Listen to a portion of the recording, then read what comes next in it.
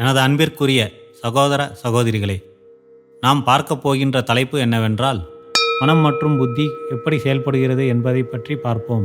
இங்கு கூறப்பட்டுள்ள மனம் மற்றும் புத்தியானது உறுப்புகள் அல்ல, அவை ஆத்மாவுடன் கலந்தவை. மேலும் மனமும் புத்தியும் ஒரே நேரத்தில் செயல்படாது. நமது உணர்ச்சி சம்பந்தப்பட்ட கோபம், பொறாமை, சந்தோஷம், துக்கம், குழப்பம் ஆகிய நிலைகளில் மனம் வேலை செய்யும். அடுத்து நாம் உறுதியாக ஒரு முடிவு எடுக்கும் போது, எண்ணங்கள், சிந்தனையின் போது புத்தி வேலை செய்யும். எடுத்துக்காட்டு, டீ வேண்டுமா வேண்டாமா என்று கேட்டால் நாம் வேண்டும் என்று உறுதியான முடிவு ஆம் இல்லை என்று சொல்லும்போது புத்தி வேலை செய்யும். அதே சமயத்தில் நாம் குழப்பத்தில் இருந்தோம் என்றால் மனது வேலை செய்கிறது என்பதாகும். அடுத்த எடுத்துக்காட்டு, நம் முன் திடீரென்று புலி வருகின்றது என வைப்போம். நாம் பயந்து கொண்டு நடுங்கும் போது உணர்ச்சி சம்பந்தப்பட்ட மனம் வேலை செய்யும். அதே சமயத்தில் புலியிடம் தப்பிக்க நினைத்தால் புத்தி வேலை செய்யும். அடுத்த எடுத்துக்காட்டு, ஒரு அம்மாவிடம் சென்று தன் குழந்தை குறும்பு செய்வதை பற்றி கூறும்போது தாய் பிள்ளை பாசத்தின் காரணமாக தன்னுடைய குழந்தையின் தவறுகளை ஒப்புக்கொள்ள மாட்டாள்.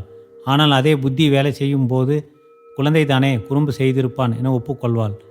ஏன் மனம் மற்றும் புத்தி செயல்பாட்டிற்கு இவ்வளவு எடுத்துக்காட்டு என்றால், நமக்கு ஒரு பிரச்சனை வரும்போது நாம் அதை கண்டு பயப்படுவது, கவலைப்படுவது, கோபம் கொள்வது போன்று செய்யும்போது உணர்ச்சி சம்பந்தப்பட்ட மனம் வேலை செய்வதால் அந்த பிரச்சனைக்கு தீர்வு கிடைக்காது.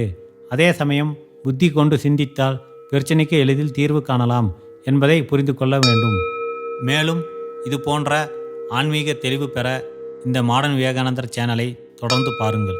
இதை தெளிவாக புரிந்து கொள்ள எனது முதல் பதிவை பாருங்கள்.